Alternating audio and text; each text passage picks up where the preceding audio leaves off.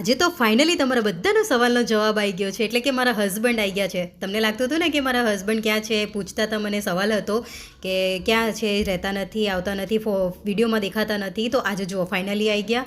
અને આવ્યા પછી અમે સીધા છે ને જો ડીમાર્ટ જવા નીકળી ગયા. એટલે કે આજે બીજો દિવસ છે, કાલે રાત્રેના જ આવી ગયા હતા.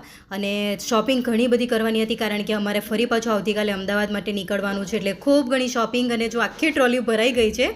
અને હું પણ મારા માટે થોડા ક્લોથ્સ જોતી હતી. ત્યારબાદ સીધા અમે ઘરે આવી ગયા, એટલે કે પેકિંગ સ્ટાર્ટ કરી દીધી. અને એટલું બધું અમે ખોલી કાઢ્યું ને કે શું કહીએ. જો એટલું બધું લઈ આવ્યા હતા ને કે બધી બેગો ભરાઈ ગઈ. એટલે કે અમારે 3 થી 4 બેગો જોડે ભરવાની હતી. અને બધું પેકિંગ થયા બાદ તો એટલું થાકી ગયા હતા ને, એટલે કે મારા હસબન્ડે આજે ચા બનાવી અને અમે બંને ચા પીવા બેસી ગયા. અને યુવાંશ અને વ્યાના મમ્મી પપ્પાના ઘરે છે, કારણ કે શોપિંગથી લઈને પેકિંગ સુધી બંને છોકરાઓ છે ને એટલું હેરાન કરે ને કે કામ ટાઈમે થઈ જ ના રહે. એટલે મમ્મી પપ્પાને ત્યાં મૂકીને આવ્યા છે. અને પછી કાલે અમદાવાદ જવાનું છે. તો જુઓ, અને કપિલ આવ્યા હતા ને તો જુઓ બહુ બધા આવાકાડો લઈ હતા. તો આ આવાકાડો છે જે હજી કાચા છે, પકવવાના બાકી છે. અને એ ટોટલ અમારી 4 બેગો ભરાઈને તૈયાર થઈ.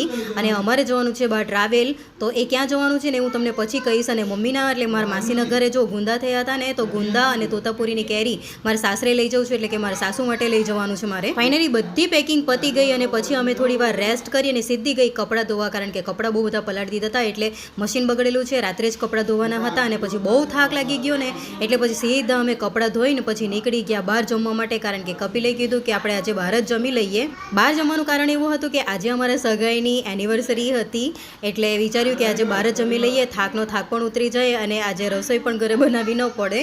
એટલે હું, મમ્મી, પપ્પા, યુવાંશ, વ્યાના અને કપિલ અમે બધા જમવા માટે નીકળી ગયા. હોટલે પહોંચીને તો પછી અમે જોયું તો બહુ જ ભીડ હતી. એટલે નંબર લખાવવો પડ્યો અને અમે પણ વેટિંગમાં બેસી ગયા. ત્યાં જો યુવાંશ અને કપિલ ડાન્સ કરવા માંડ્યા, કારણ કે યુવાંશને લાગી હતી ભૂખ. એટલે પછી ડાન્સ કરતાં કરતાં એ લોકો ત્યાં રમવા માંડ્યા. અને પછી અમારો નંબર આવ્યો એટલે અમે પણ જમવા માટે બેસી ગયા, જ્યાં અમે પણ ઓર્ડર આપી દીધો.